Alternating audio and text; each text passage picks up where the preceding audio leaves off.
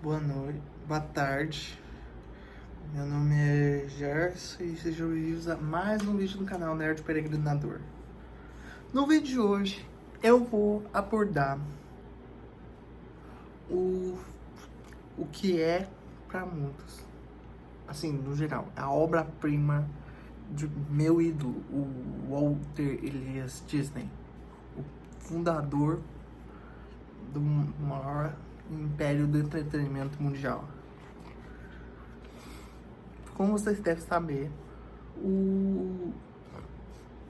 antes de começar a falar sobre esse filme, Fantasia, eu quero pedir para vocês se inscrever no canal, ativar o sininho, deixar o botão, apertar o botão do gostei e compartilhar para ajudar no engajamento do canal. E, dito isso, sem mais delongas, bora pro vídeo. Bom, como eu tinha falado semana passada, o vídeo era para ter sido a segunda parte, contando a história de toda a segunda saga do Nerdcast PG Gunner. Mas o senhor Alexandre Ottoni, o vulgo o Jovem Nerd, não conseguiu entregar o capítulo final a tempo. E como eu coloquei aqui na comunidade e no meu canal no Instagram, no WhatsApp, eu tive, e também no meu Instagram e Facebook, eu tive que adiar e falar sobre um filme, assim, pra vocês entenderem. Esse filme que eu vou abordar, é a primeira crítica que eu review que eu faço em vídeo. Então vocês vão ver sem filtro nada, é só a minha opinião do filme e por que ele é tão importante. Bom, primeiramente, Fantasia é uma antologia musical que ele foi concebido em 1936, um ano antes do Branca de Neve e os Sete Anões sair no cinema. E junto com esse filme, o Walt Disney estava trabalhando na problemática produção de Pinóquio. Sim, o filme, a clássica animação do Garoto de Madeira, que quer se tornar um menino de verdade.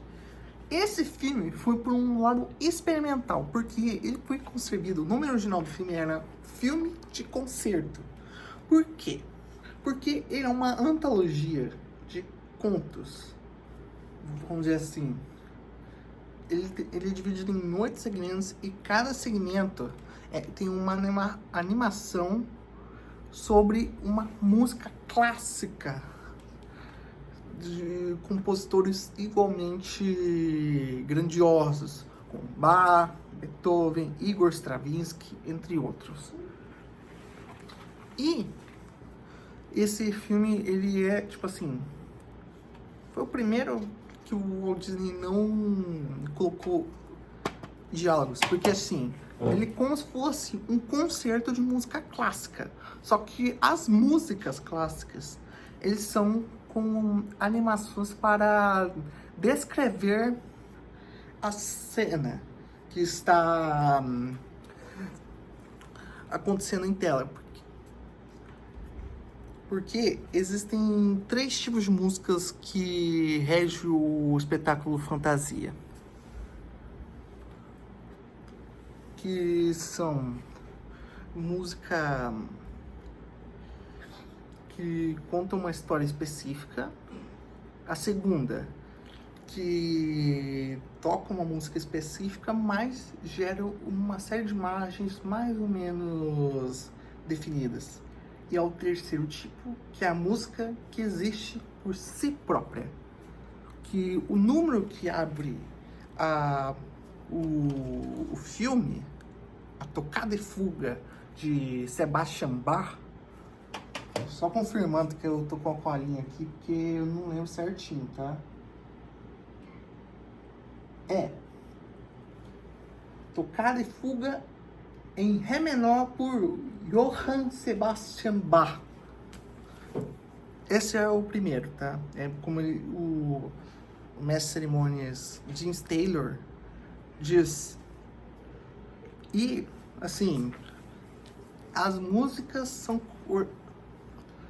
conduzidas pelo, na minha opinião, o maior compositor que já existiu no século XX, que antecedeu a magnificência do John Williams, que é o Leopold Stokowski. Tem um curta dos Looney Tunes, para quem estiver interessado, que eles fazem uma referência a esse maestro sendo interpretado pelo Pernalonga, tá? Mas enfim, são 8 segmentos, tá? O James Taylor, ele é um mestre de cerimônia, que é um crítico de música clássica, e ele foi convidado pessoalmente pelo próprio Walt Disney para apresentar os segmentos. Então, assim, além desse do Sebastian Bach, que são, assim, ó, fotos de ação ao vivo da orquestra iluminadas em azul e dourado, apoiadas por sombras sobrepostas que desaparecem a padrões abstratos, que fazem linhas animadas ganharem vida para demonstrar como que vai ser o espetáculo visual. Daí a segunda é o segundo segmento é o Suíte Quebra-Nozes de Tchaikovsky, que como eles adaptaram, porque você não vê as cenas, eles não colocaram as cenas da história do Quebra-Nozes como se fossem brinquedos na tela. São um espetáculo visual de danças envolvendo as estações do ano. Então, tipo, tem fadas, tem uma dança com cogumelos representando os chineses, tem uma dança árabe com peixes, uma dança russa com flores, a clássica musiquinha tema do Quebra-Nozes, que a gente sabe, tipo, como o James Taylor diz, você não vai ver nenhum Quebra-Nozes dentro dela, não sobre nada dele, só o título.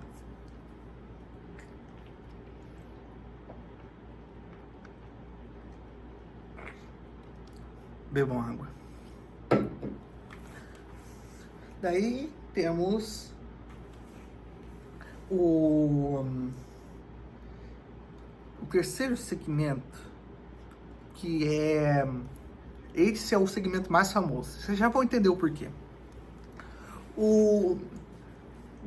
Foi esse segmento que deu origem ao filme fantasia em si, que é o Aprendiz de Feiticeiro, estrelado pelo Mickey, o nosso querido Mickey Mouse. Olha aqui, ó.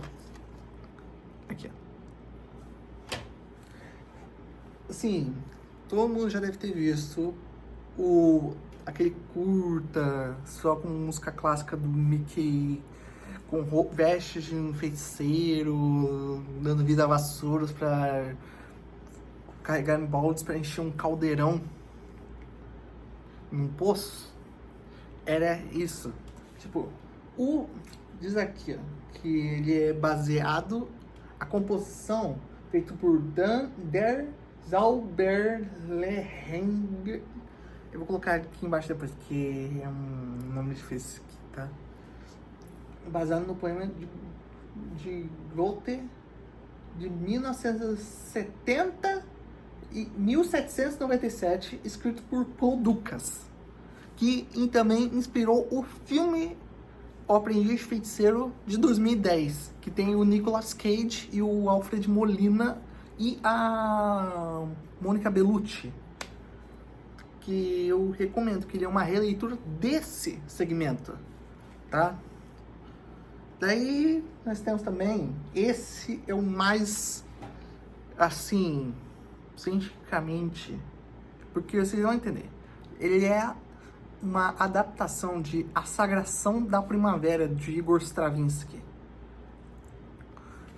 Ele, tipo assim, ao invés de abordar as danças tribais, como o Stravinsky originalmente concebeu a obra, o Walt Disney e seus animadores levaram ao pé da letra. Porque esse segmento em específico já foi muito apresentado em sala de aula nos Estados Unidos. Porque, tipo, ele literalmente mostra a história da vida na Terra, desde o surgimento da Terra até a extinção dos dinossauros, na visão que eles tinham de cientificamente correto nos anos 40. Tipo, na época, os dinossauros ainda estão com aquele negócio de barriga arrastando, com a cauda arrastando no chão. Uma versão diferente do Tiranossauro. Foi a primeira vez que a Disney usou dinossauros mesmo na obra. Que ela só repetiria no filme Dinossauro do ano 2000.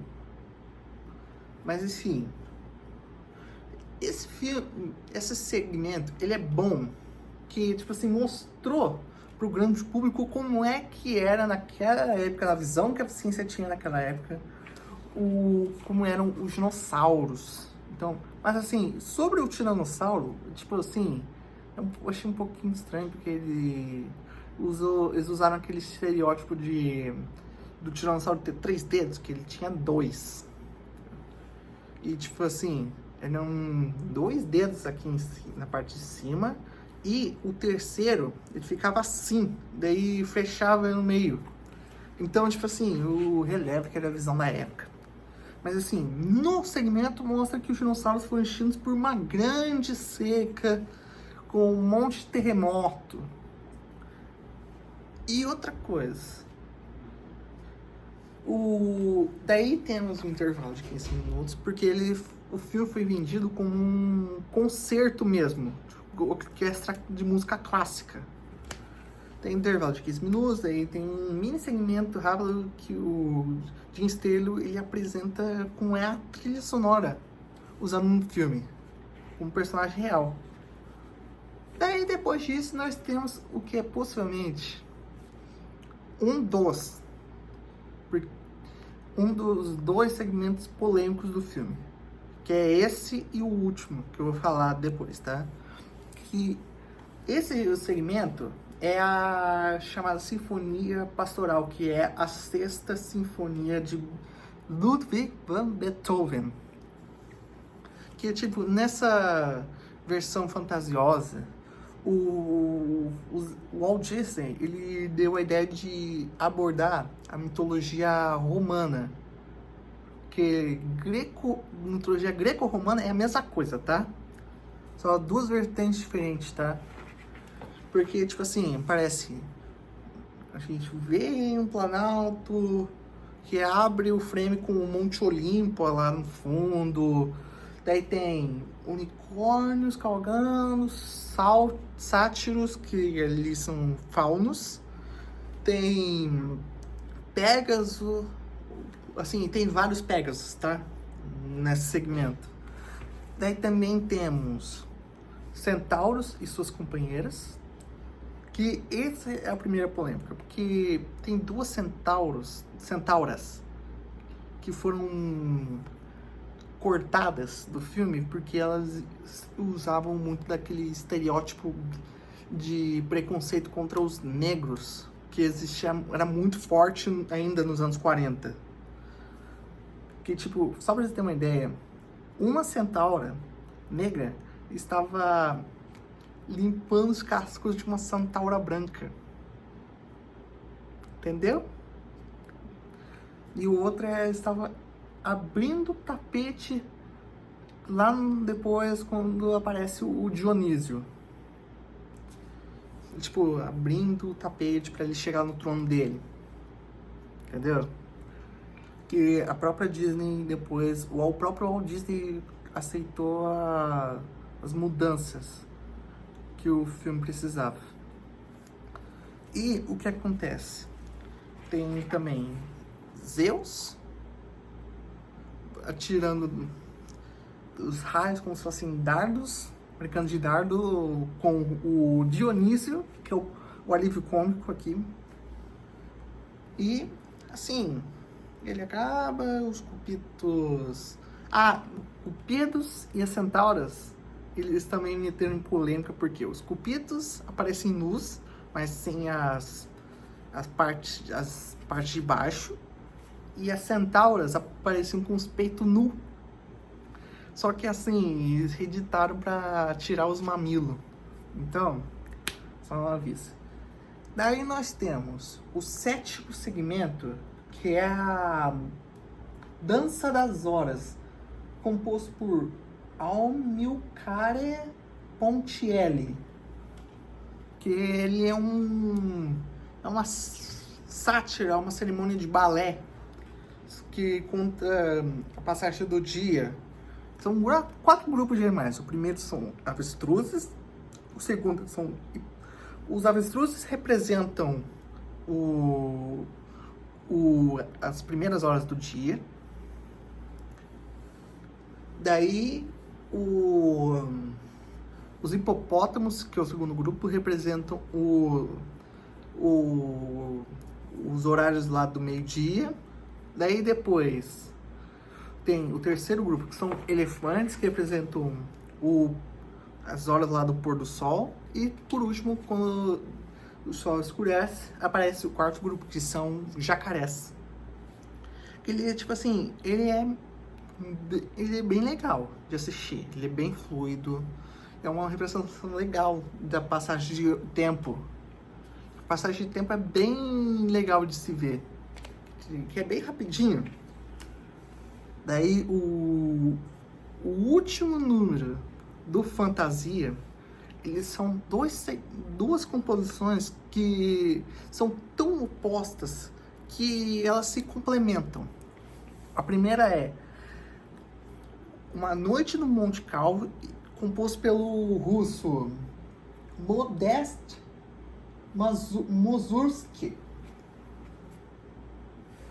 e tem a mundialmente conhecida Ave Maria de Franz Schubert, que é tipo assim, na noite do... Esse foi o segmento mais polêmico hoje em dia, porque ele aborda o coisa ruim. Assim, foi esse segmento que fez a Disney ser taxada de satanista. Que quem viu, me acompanhou antes de criar o canal, aquela série que eu fiz sobre os 100 anos da Disney, eu falei muito dele, que é o Chernabog. Aqui, ó. Ele. O Chernabog, ele é o seguinte, como James Taylor diz, ele é a personificação do coisa ruim. Que, tipo, literalmente, o curto esse segmento dele, o Noite do Monte Calvo, se passa na noite do Walpurgis, que seria o equivalente ao Dia das Bruxas. Ele, assim, parece fazendo dança, tudo. O curto é bem tenso, muito sombrio. Esse segmento, assim, fez muita gente ficar, assim, bem com medo de deixar as crianças assistirem.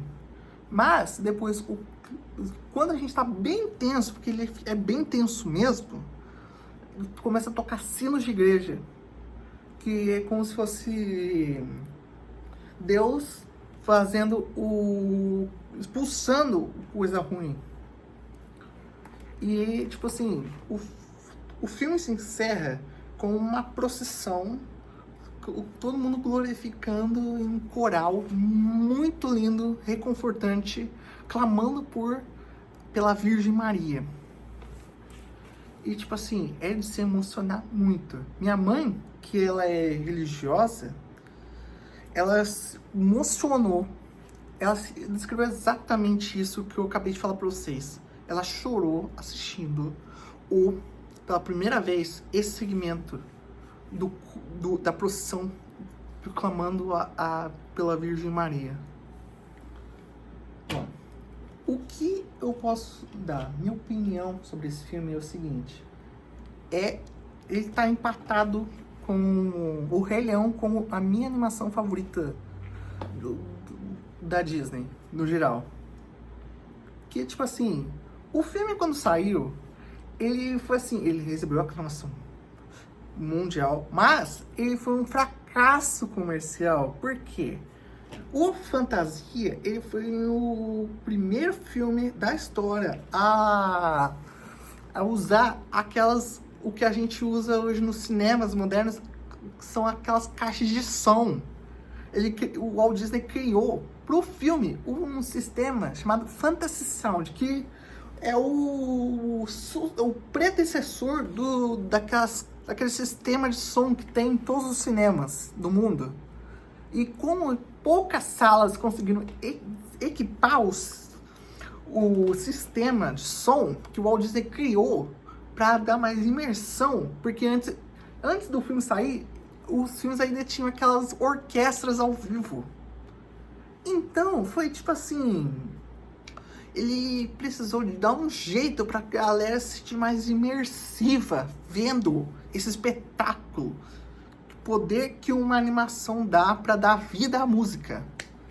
Mas o filme foi um fracasso porque ele foi lançado durante a Segunda Guerra. Então não tinha o público da Europa pra alcançar. Mas ele saiu aqui no Brasil. Teve premiere aqui no Brasil com o Getúlio. Deixa eu ver aqui, ó.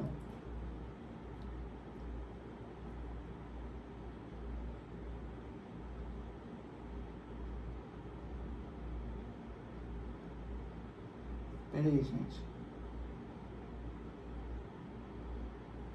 Mas assim, o filme ele foi uma perda muito grande. Aqui, ó, achei.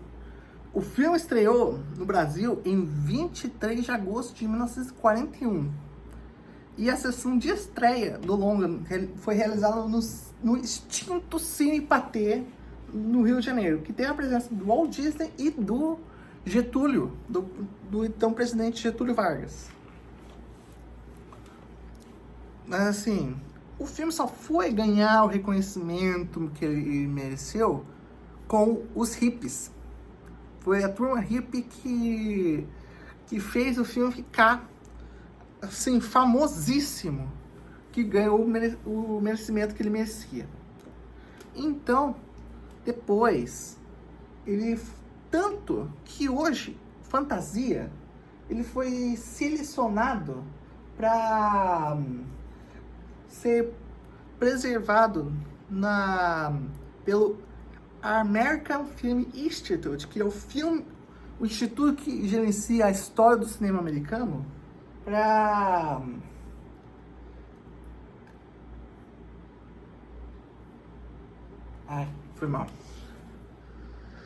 para preservar o filme, porque ele era historicamente cultural para os Estados Unidos.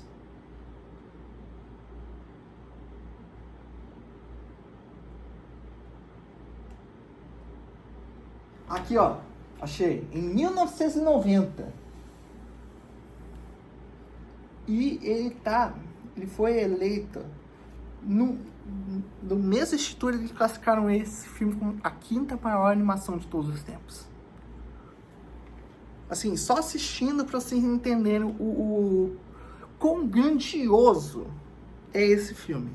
Mas assim, quem não gosta de música clássica, ou também quem não é muito fã, assim, das coisas da Disney, você não vai gostar desse filme, porque ele é um filme experimental.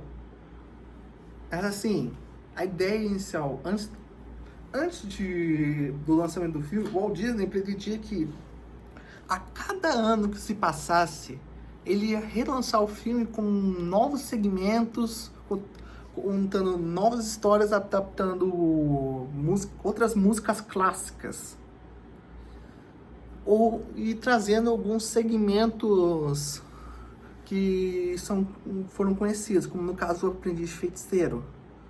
Mas essa ideia só foi trazida à vida pelo sobrinho do Walt Disney, o Roy Edward Disney, o filho do Roy Oliver Disney, o irmão mais velho do Walt. O Walt Disney teve 6 irmãos. Algum dia eu quero contar um pouco melhor sobre o Walt Disney aqui no canal e sobre a criação do Mickey, quem é o Oswald, que é o meu personagem favorito da Disney. Que, assim, melhor eu contar no vídeo futuro. Assim, foi só no ano 99 para 2000 que a Disney lançou a sequência Fantasia 2000. Que eles trouxeram 7 novos. Ele é um pouquinho mais... Ó, o Fantasia original, ele tem 124 minutos. 125, vamos arredondar, tá? E o 2000, sequência, tem 75 minutos. Então, tipo assim, eles pegaram e diminuíram o tempo pra não ficar assim muito apressado. Daí, assim, os segmentos da sequência são: o primeiro, que é o negócio de forma abstrata, eles colocaram a Quinta Sinfonia de Beethoven. E é, assim, só vendo você fica de queixo caído. O quão grandioso é. Daí nós temos também a segunda, Pinheiros de Roma, perdão. E assim, quando você ouve o título Pinheiros de Roma, você pode ouvir... Assim, eu vou só procurar aqui, porque eu posso falar eu não posso esquecer os compositores, né? Ó, Pinheiros de Roma é um segmento ao som da música de Ottorino Respighi. Que, tipo assim, o nome é sobre pinheiros nascendo nas ruínas de Roma. Mas quando os animadores da Disney ouviram, eles pensaram numa coisa completamente diferente. Porque esse segmento, feito em animação 3D, misturando 3D com 2D, porque foi no início da computação gráfica da animação, tá? Eles colocaram isso aqui. Baleias jubarte voando no céu, com pássaros, no meio do mar Ártico. Assim, eu chorei vendo isso. Daí nós temos Rhapsody in Blue, terceiro segmento, escrito George Gershwin, que mostra, assim, ele tem uma estética de jazz, assim, uma estética bem característica, que mostra assim, a vida na Nova York dos anos da década de 1930, em que um grupo de pessoas está passando um dia e pensando o que eles querem ser da vida. Legal também, tá? Daí depois nós temos Concerto de Piano número 2 de Dmitri Shostakovich. Shostakovich. Que esse segmento, ele adapta a história do Soldadinho de Chumbo, do Hans Christian Andersen. Que é muito boa. Assim, é uma adaptação bem legal, na minha opinião. E tem um dos vilões mais ameaçadores que eu já vi numa animação da Disney. Que é aqueles palhaços que saem daquelas caixas com mola, que sai pra cima com mola. Daí depois nós temos o retorno do segmento do Aprendiz Feiticeiro, feito pelo Walt Disney. Ah, esqueci de falar uma coisa. No final do segmento do Aprendiz Feiticeiro, aparece o Mickey parabenizando, apertando as mãos do Leopold Stokowski. Sim, ao vivo mesmo. E tipo, nesse aqui, ele faz a mesma coisa e aí vai falar com o maestro James Levine, que tá conduzindo a orquestra da sequência, tá?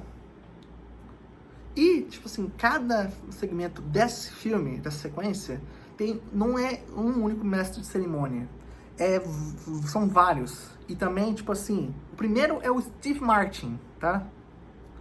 E tem um que... eu pulei um, tá? Acabei de ver aqui. Tem um que depois do segmento do Soldadinho de Chumbo, aparece o James Earl Jones, a icônica voz do Mufasa, do Darth Vader, anunciar o segmento O Carnaval dos Animais, de Camille Saint-Chuel, que mostra, assim, é um bando de flamingos querendo, assim, fazer a mesma coisa de sempre. Aparece um diferentão que só quer brincar de ioiô. Daí vem o Aprendiz de Feiticeiro, daí o Mickey aparece conversar com o James Irvine, enquanto ele apresenta o próximo, que é o Marchas de Pompa e Circunstância, que foi composto por Edward Elgar. Que esse segmento é a Disney adaptando a clássica história da Arca de Noé, só que colocando o Pato Donald e a Margarida no meio.